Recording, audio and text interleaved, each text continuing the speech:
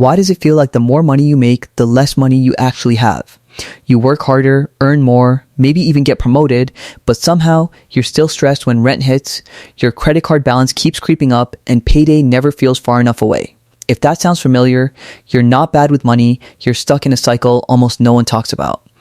A lot of people assume that making more money automatically solves financial stress. And on paper, that sounds true. If you were struggling at $40,000 a year, then $60,000 should feel easier. If you were surviving at $60,000, then $100,000 should feel like freedom. But for millions of Americans, that's not what happens. Income goes up, but so does pressure, so does spending, so do expectations. And suddenly, the extra money disappears before it ever has a chance to change your life. One of the biggest reasons is something called lifestyle creep. That's when your spending quietly rises every time your income does. You get a raise, so you move to a nicer apartment. You upgrade your car. You start ordering out more often because you feel like you've earned it. You keep more subscriptions, take more trips, buy better clothes, and spend more on convenience. None of these choices feel outrageous on their own. In fact, most of them feel normal, deserved even, but together they create a lifestyle that expands just as fast as your paycheck. So even though you earn more, your financial margin doesn't actually improve. Then there's the invisible cost of looking stable. In the US, there's constant pressure to appear like you have it together.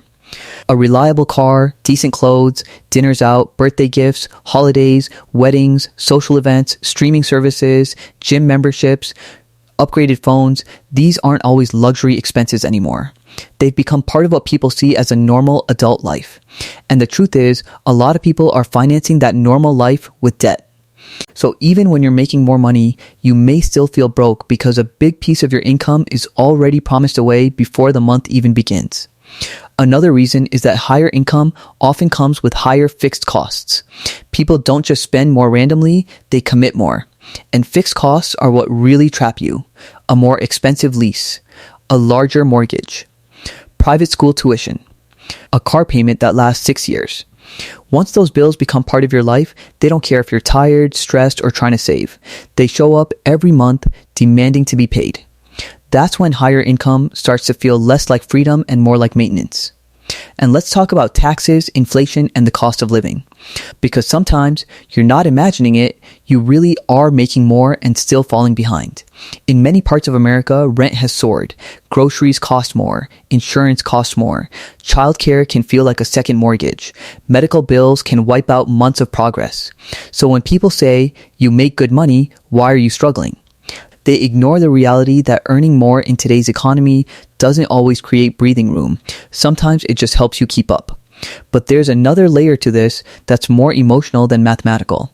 When your income rises, your stress doesn't automatically disappear. In fact, sometimes it increases. You may feel pressure to maintain a certain standard, help family members, keep up with friends, or prove that your success is real.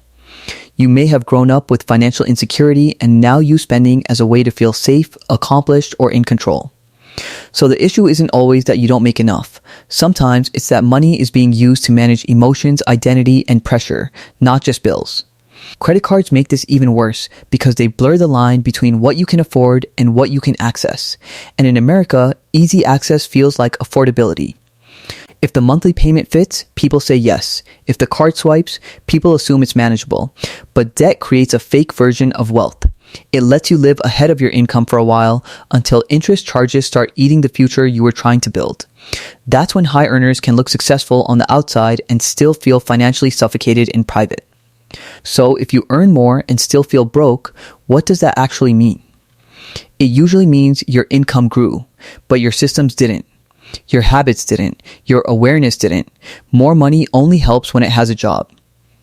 If every raise gets absorbed by lifestyle upgrades, debt payments, and impulse spending, then earning more won't create wealth. It will just create a more expensive version of being stuck. Real financial progress doesn't come from income alone. It comes from the gap between what you earn and what you keep.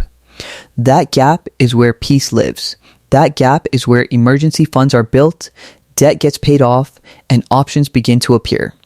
And protecting that gap requires intentional decisions, not glamorous decisions, not social media friendly decisions, just disciplined ones. keeping your lifestyle stable when your income rises, questioning whether every upgrade is actually improving your life, learning to separate comfort from image, building savings before building appearances. Because the goal isn't to look rich. The goal is to stop feeling trapped. The goal is to make money serve you instead of disappearing into a life that constantly needs to be fed. So, if you've been asking yourself, why do I still feel broke even though I earn more?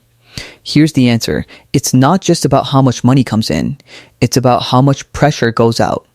And once you understand that, you stop chasing bigger paychecks as the only solution and start building a life where more income actually means more freedom.